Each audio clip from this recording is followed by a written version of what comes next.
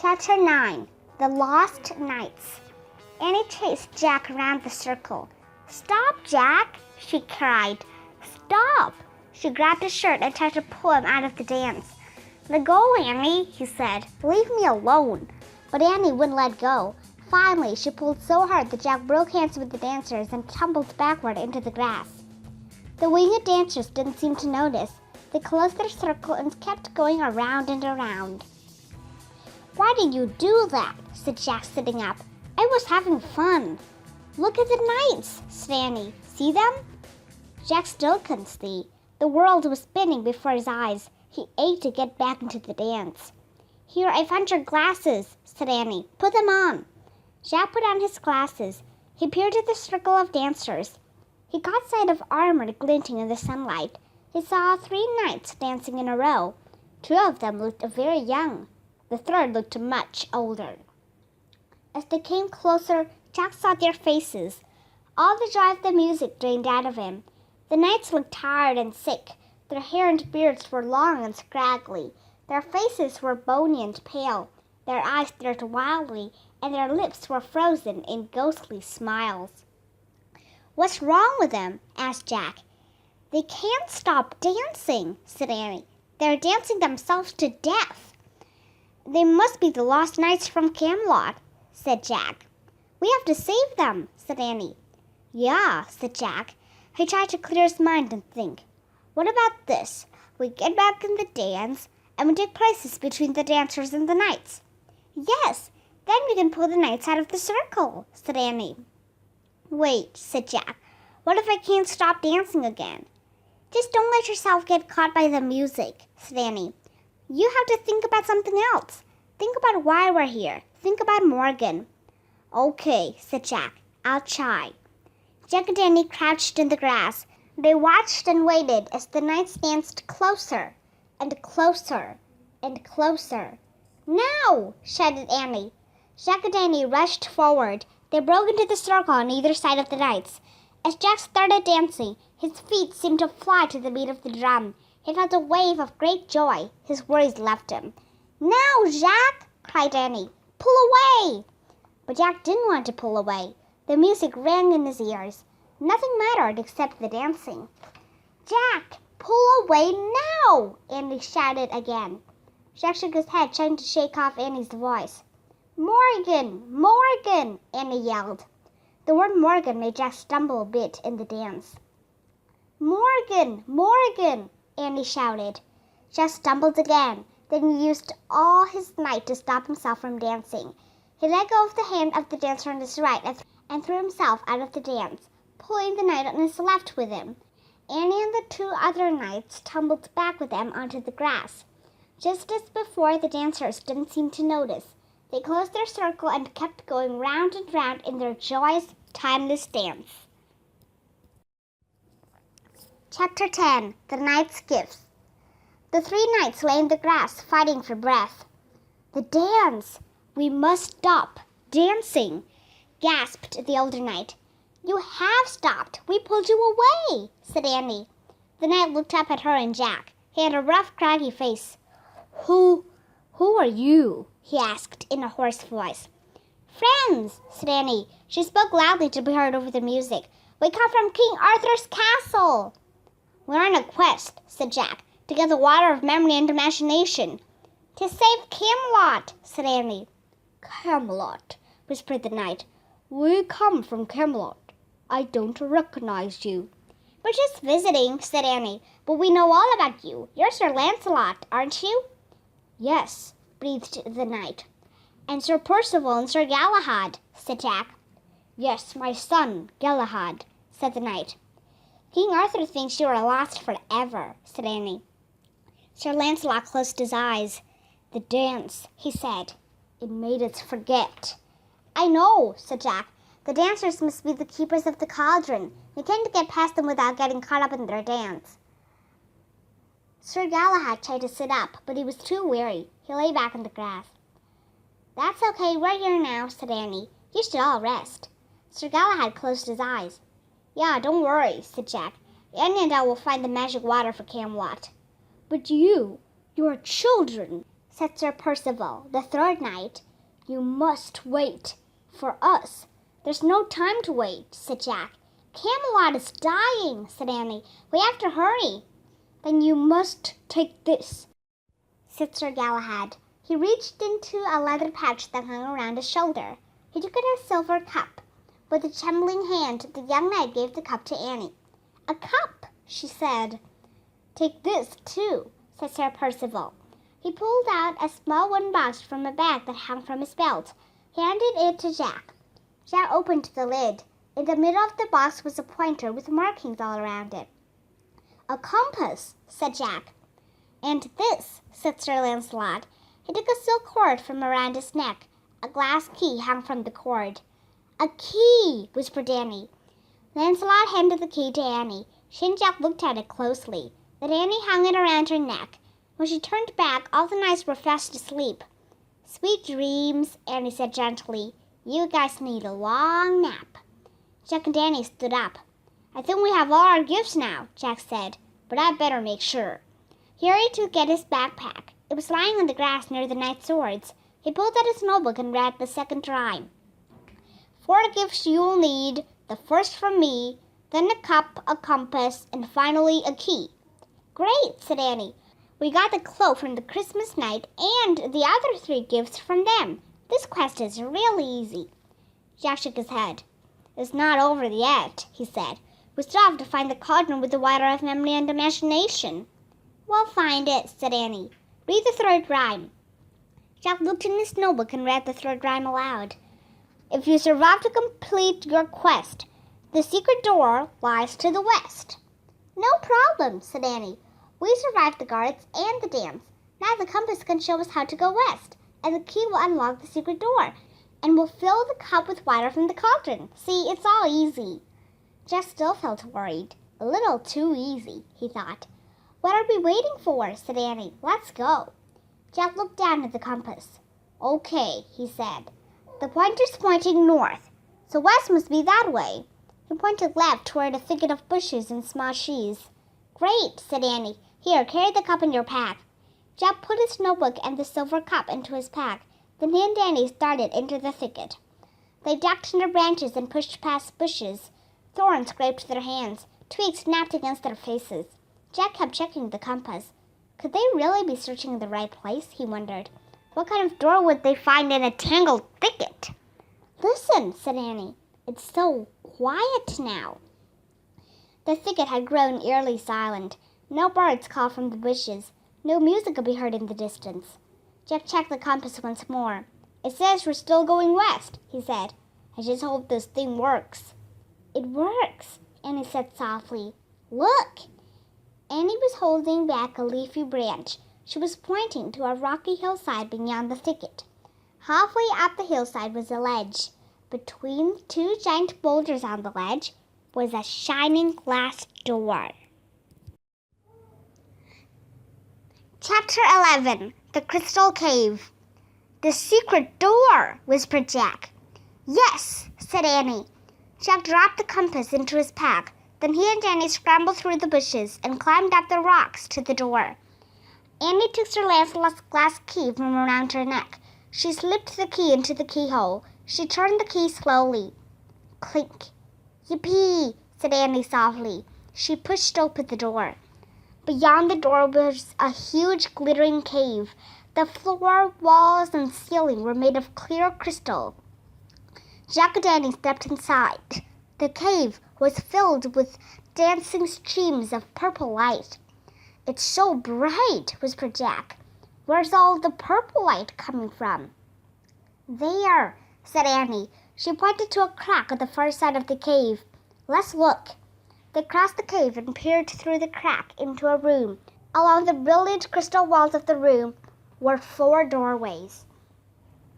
In the far corner of the room was a fire. The fire blazed with leaping purple flames.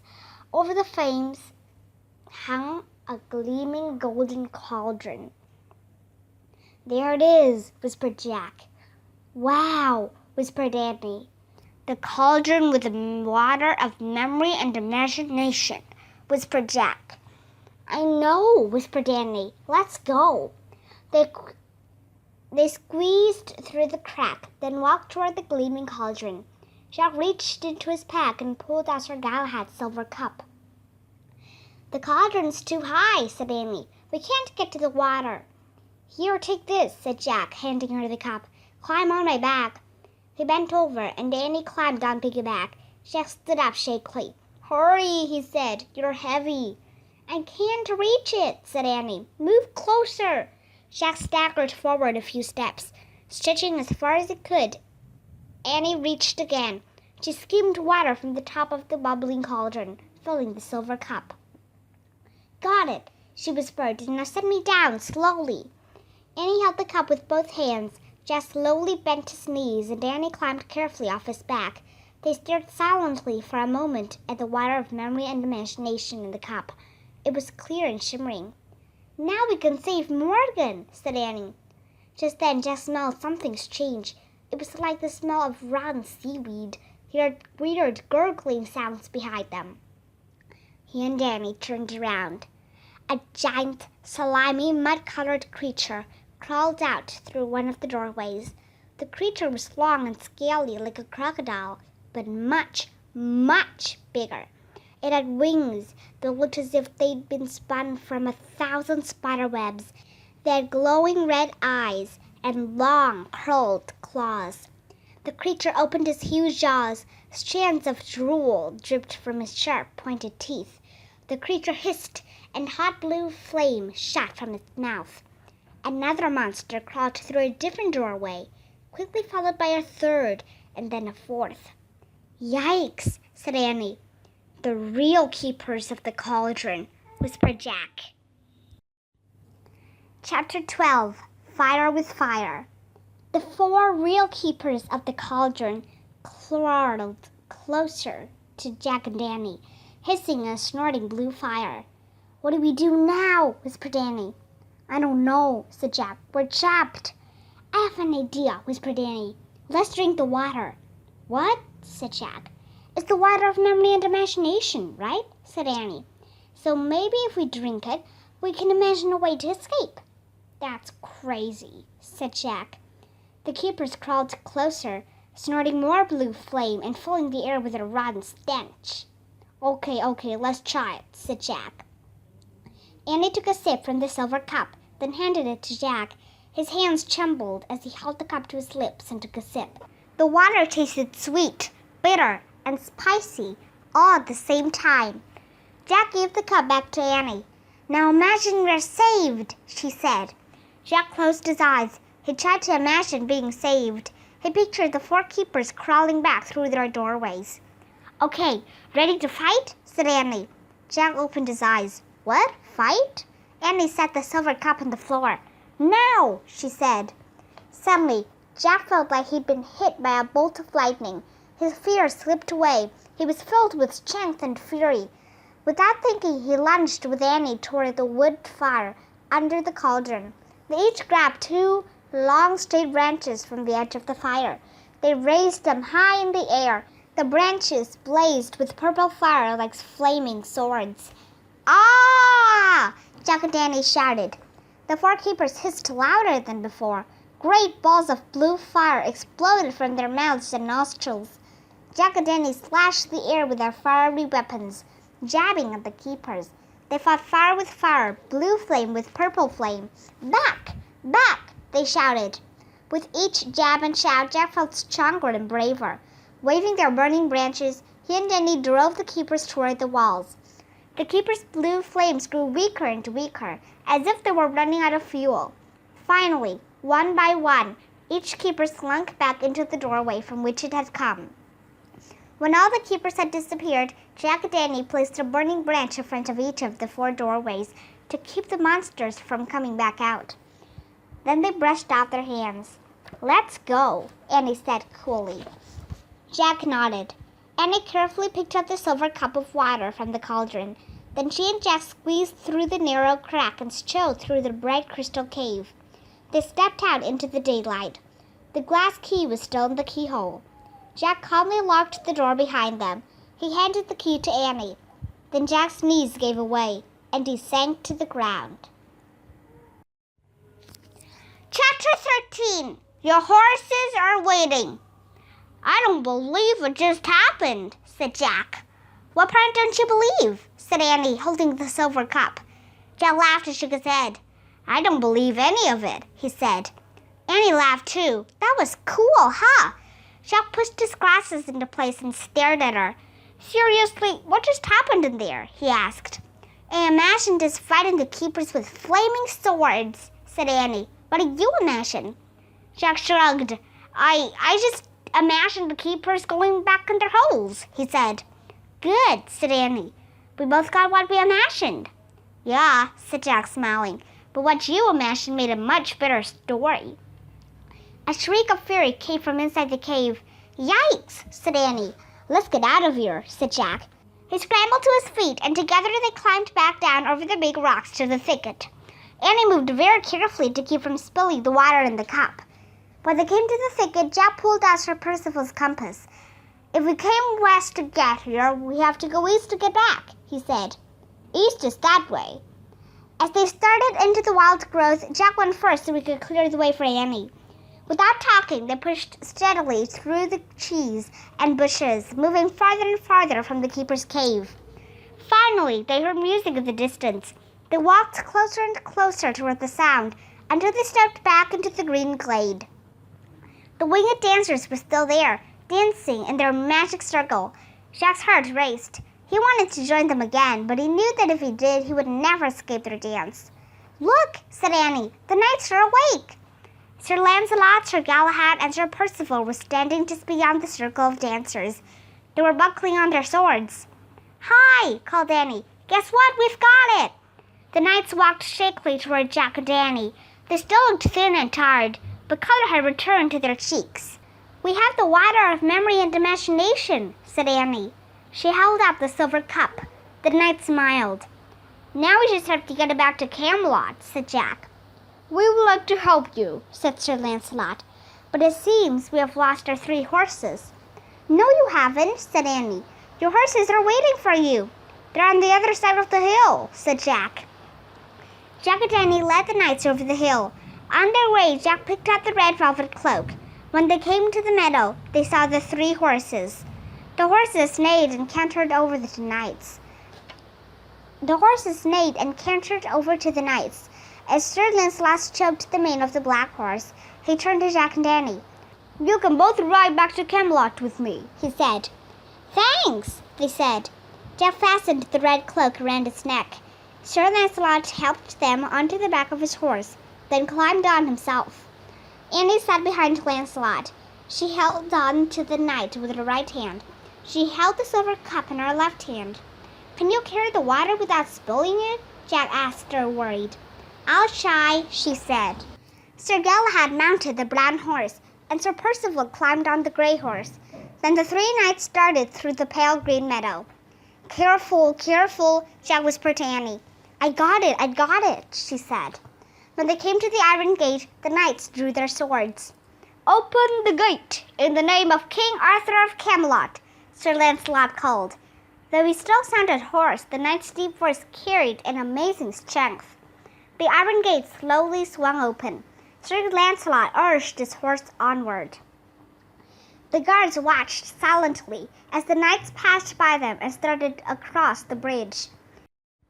The 3 horses trod in single file over the wooden planks. Again, Jack was amazed by the difference between this world and the other world. Here it was dark and freezing and foggy. The red cloak flapped in the bitter wind. As the horses stepped off the bridge, they each neighed loudly. Oh, wow, whispered Annie. Standing high on a rock in a swirl of fog was the white stag. Chapter 14. Return. The 3 knights gazed in wonder at the white stag. Here, take this, Annie said to Jack. She handed him the silver cup.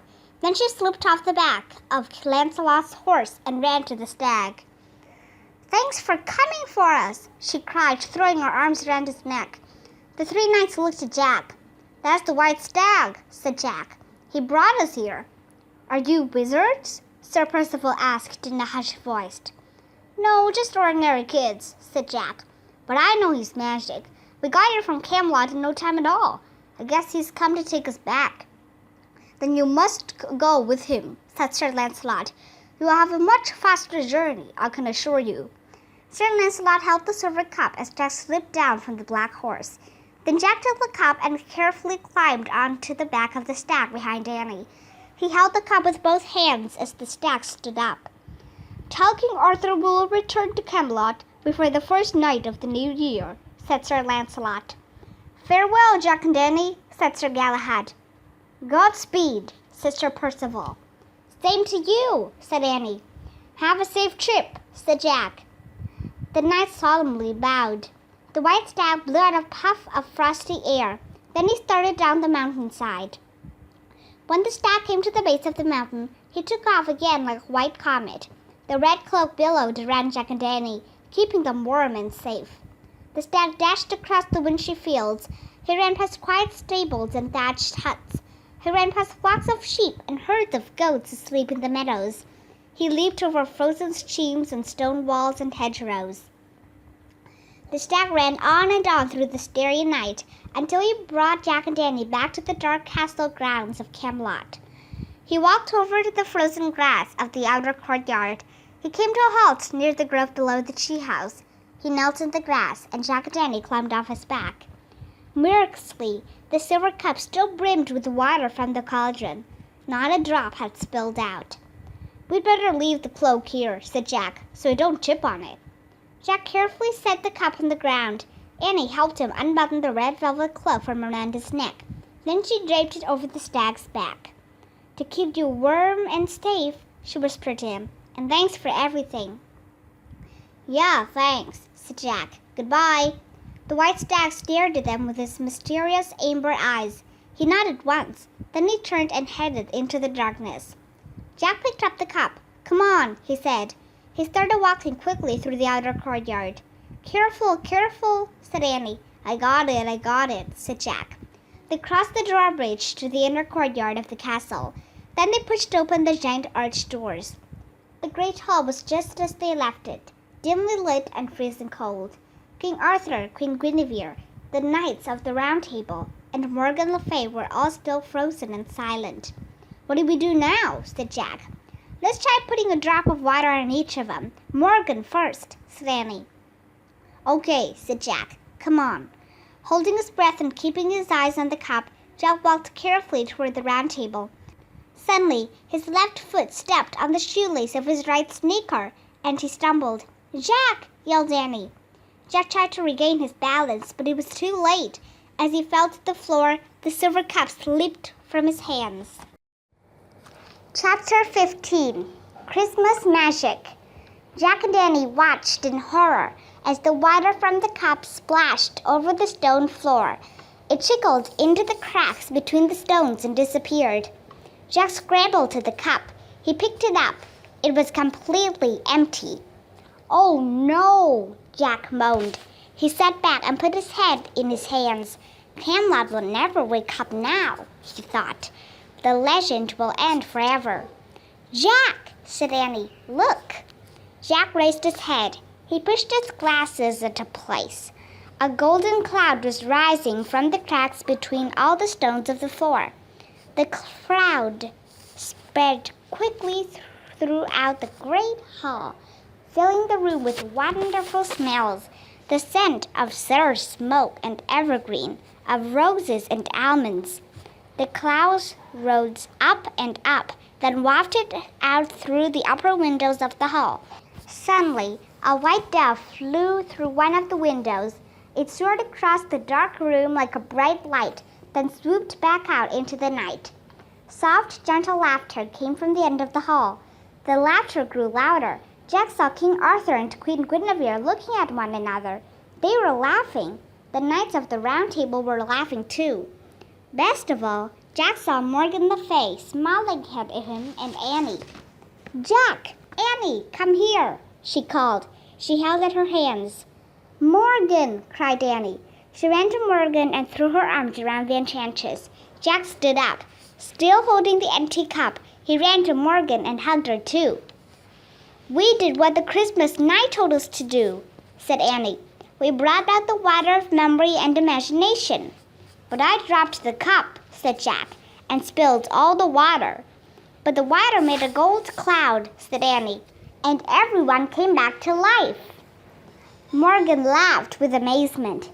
You have just returned from the other world? She asked. Yes, said Annie. A white stag brought us back, said Jack. He turned to King Arthur.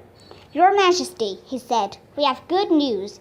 Your knights are safe. Sir Lancelot said to tell you they'd be home before the first night of the new year. The king looked bewildered.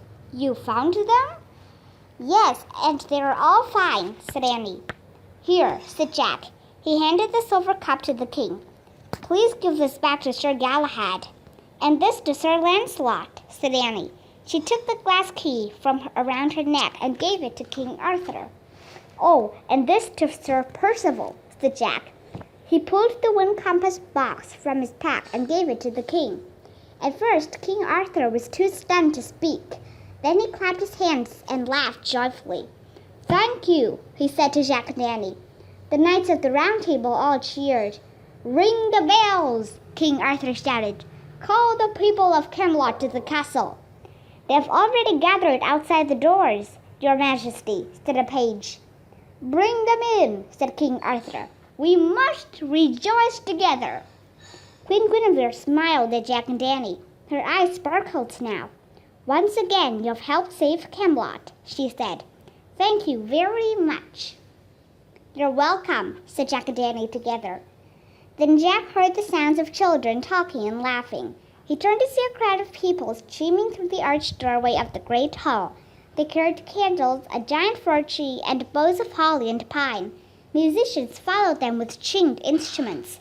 As everyone started to decorate the hall, the musicians began playing and singing a beautiful Christmas carol. Jack, said Annie, look! The white stag was standing in the dark doorway. Jack turned excitedly to Morgan. See that white stag? He said. He took us to the other world, see him? Morgan smiled. Yes, I do see him, she said. And now I see everything. Jack looked back at the doorway.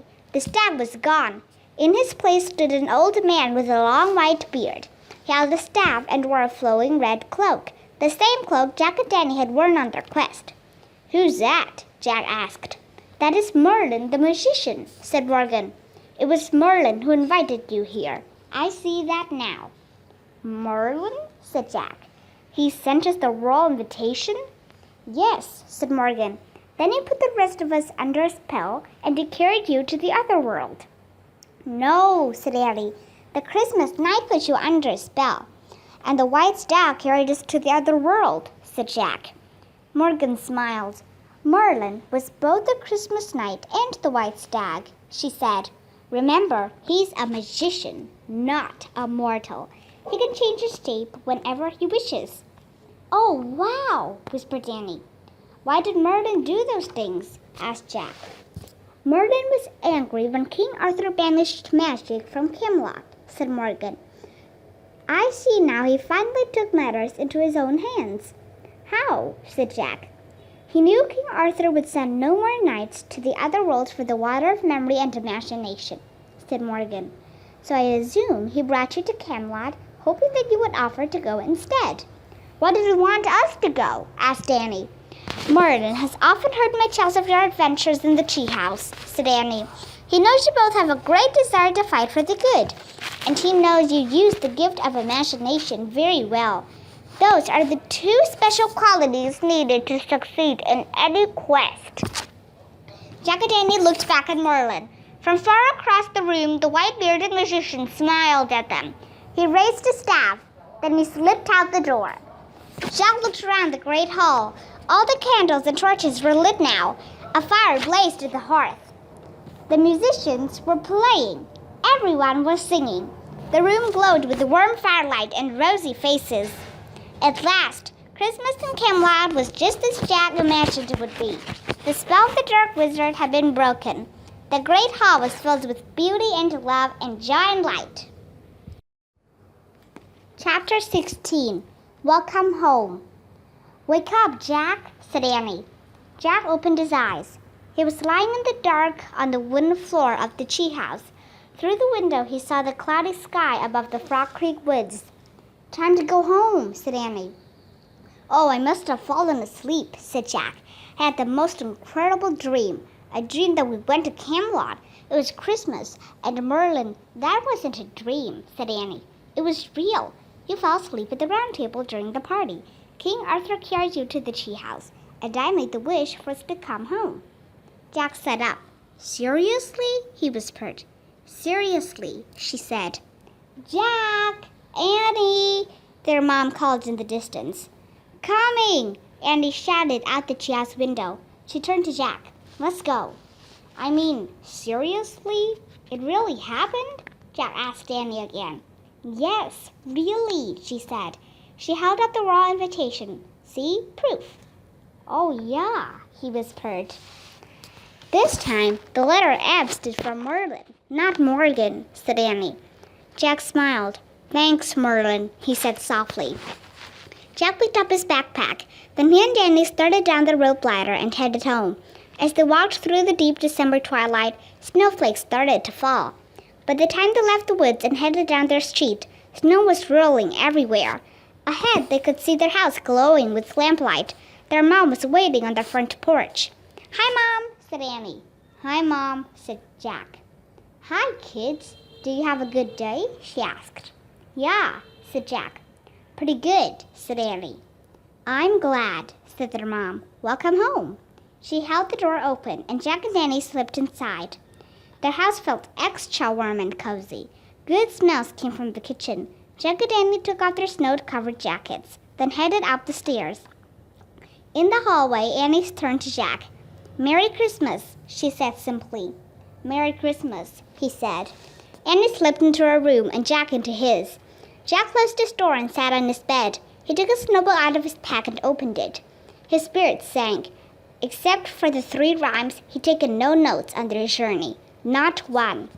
Exhausted, Jack lay back on his bed. He squeezed his eyes shut. He tried to remember the details of their adventures in Camelot and the other world.